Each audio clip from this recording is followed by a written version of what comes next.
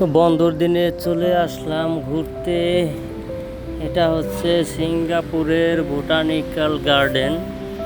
তো এই গার্ডেনে আসলে দেখার মতন অনেক কিছু আছে, অনেক সুন্দর। ভিতরে ঘুরে শেষ করা যাবে না, মানে এরিয়াটা এত বড় এবং এত সুন্দরভাবে সাজানো, প্রাকৃতিক সৌন্দর্য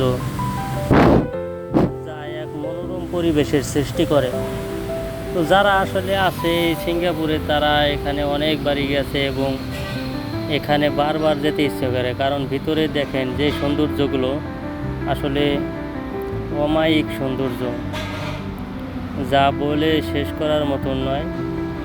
সিঙ্গাপুর দেশটা ছোট হলে কী হবে, কিন্তু সাজিয়েছে অনেক সুন্দর করে। আপনি দেখবেন যে রোড ঘাট যে কোনো জায়গায় হোক, পার্কে অনেক সুন্দরভাবে সাজানো। প্রাকৃতিক সৌন্দর্য সিঙ্গাপুরে সব জায়গায় আছে।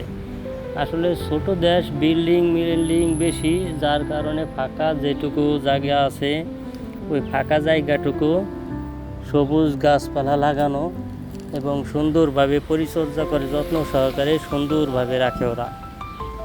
মূলত আমাদের দেশের থেকে সম্পূর্ণই ভিন্ন। এদেশে সবটা জায়গায় সুন্দর পরিষ্কারভাবে রাখে, যার কারণে আরও অনেক সুন্দর দেখা যায়।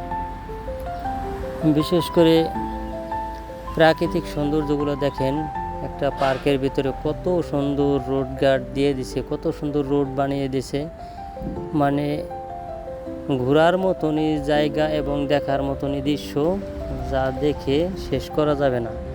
মানে এই পার্কটা অনেক অনেক বড়।